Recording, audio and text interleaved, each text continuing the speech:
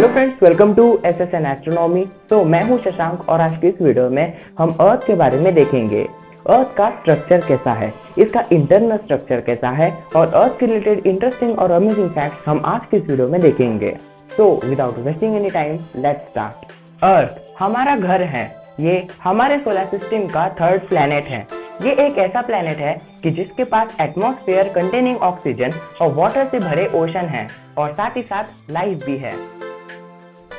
अर्थ हमारे solar system का fifth largest planet है।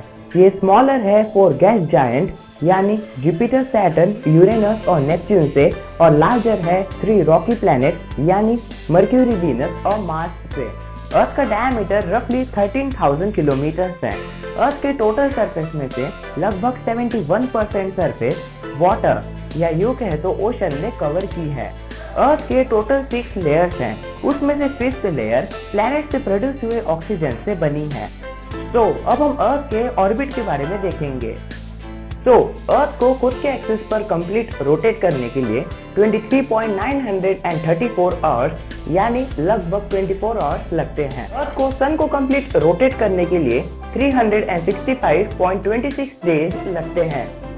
अर्थ के एक्सिस टिल्टेड है। टिल्टेड एक्सिस होने के कारण कभी नॉर्थर्न साइड सन की तरफ होती है और कभी साउथर्न, और इसी के कारण जो साइड सन की तरफ होती है वहां पर ज्यादा अमाउंट में सनलाइट मिलती है और इसी कारण हमारे अर्थ पर सीजन है। अर्थ की ऑर्बिट परफेक्ट सर्कल नहीं है, वो ओवल शेप्ड यानी इलिप्टिकल है। ओवल शेप्ड ऑर्बिट होने के कारण कभी अर्थ सन के करीब आ जाती है और कभी दूर चली जाती है। साइंटिस्ट और एस्ट्रोनॉमर्स का मानना है कि अर्थ लगभग 4.6 बिलियन ईयर्स पहले फॉर्म हुई थी, जब सोलर नेबुला ग्रेविटी के कारण कोलैप्स होकर एक डिस्क लाइक पैटर्न फॉर्म किया था और बाद में हमारा सोलर सिस्टम फॉर्म हुआ था। अगर आपको सोलर सिस्टम का फॉर्मेशन डिटेल में जानना है तो मेरी ये वाली वीडियो जरूर देखना। इस वीडियो को देखने के लिए ऊपर आए बटन पे क्लिक कीजिए। तो अब हम अर्थ का इंटरनल स्ट्रक्चर देखेंगे। अर्थ का कोर 7100 किलोमीटर वाइड है। अर्थ का कोर ही अर्थ के मैग्नेटिक फील्ड के लिए रिस्पॉन्सिबल है। मैग्नेटिक फील्ड सन से निकलने वाली हार्मफुल चार्ज पार्टिकल्स को अर्थ तक नहीं आने देती, वो उसे वही ट्रैप कर लेती है। अब कोर के बाद हम अर्थ के मेंटल के बारे में देखेंगे। अर्थ का मेंटल लगभग 2900 किलोमीटर थिक है। ये कंप्लीट स्टफ नहीं है, पर वो स्लोली फ्लोट होते रहता है। अर्थ का क्रस्ट मेंटल के ऊपर फ्लोट होता है। जैसे प्लास्टिक या लकड़ी पानी के ऊपर फ्लोट होती है, वैसे ही क्रस्ट भी मेंटल के ऊपर फ्लोट होता है। क्रस्ट मेंटल के ऊपर फ्लोट होने के कारण कई बार अर्थक्वेक और वोल्केनोज भी होते हैं, और कई बार तो दो क्रस्ट एक दूसरे से टकराकर माउंटेन रेंजेस का भी फॉर्मेशन करते हैं। तो ये था मेंटल के बारे में। तो अब हम अर्थ के क्रस्ट के बारे में देखेंगे। तो अर्थ के पास 2 टाइप के क्रस्ट प्रेजेंट है, एक है ओशनिक क्रस्ट और एक है कॉन्टिनेंटल क्रस्ट। तो अब हम ओशनिक क्रस्ट और कॉन्टिनेंटल क्रस्ट के डिफरेंस देखेंगे।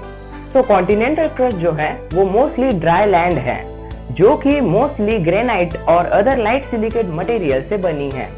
और वही हम बात करें ओशनिक क्रस्ट की, तो ओशन का जो फ्लोर है वो बना है mostly dark and dense volcanic rock से, जिन्हें हम बेसाल्ट भी कहते हैं। कॉन्टिनेंटल क्रस्ट जो है वो लगभग 40 किलोमीटर थिक है। ये कई जगहों पर थिन है और कई जगहों पर थिक, और वही ओशनिक क्रस्ट 1 किलोमीटर ही थिक है।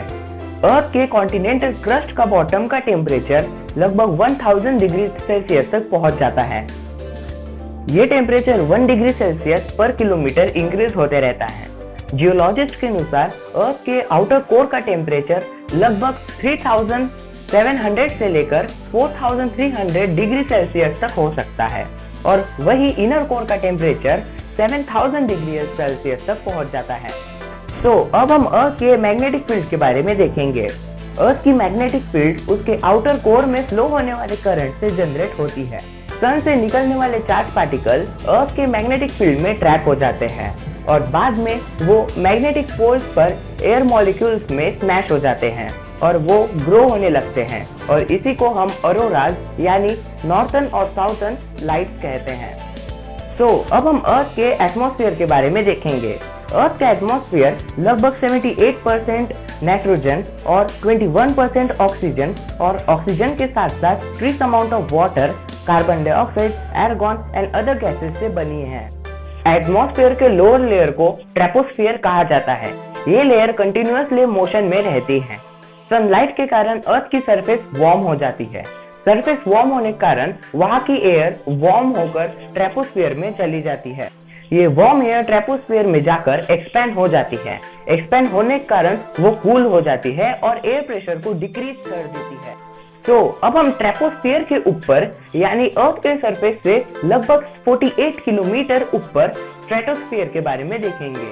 स्ट्रेटोस्फियर में ओजोन लेयर प्रेजेंट है। ओजोन लेयर अर्थ के सरफेस तक हार्मफुल अल्ट्रावायलेट रेडिएशन को नहीं आने देती।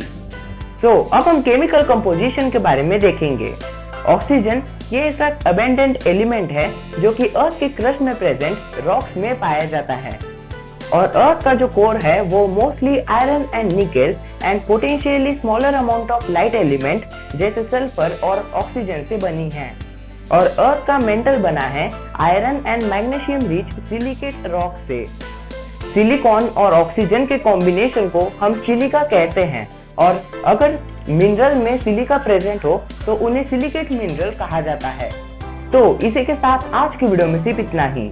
So at the last, if you like this video, so hit the like button and do subscribe my channel and also press the bell icon क्योंकि मैं यहाँ हर हफ्ते ऐसे ही एस्ट्रोनॉमी और कॉस्मोलॉजी से रिलेटेड वीडियोस लाते रहता हूँ। And also thank you for watching the video.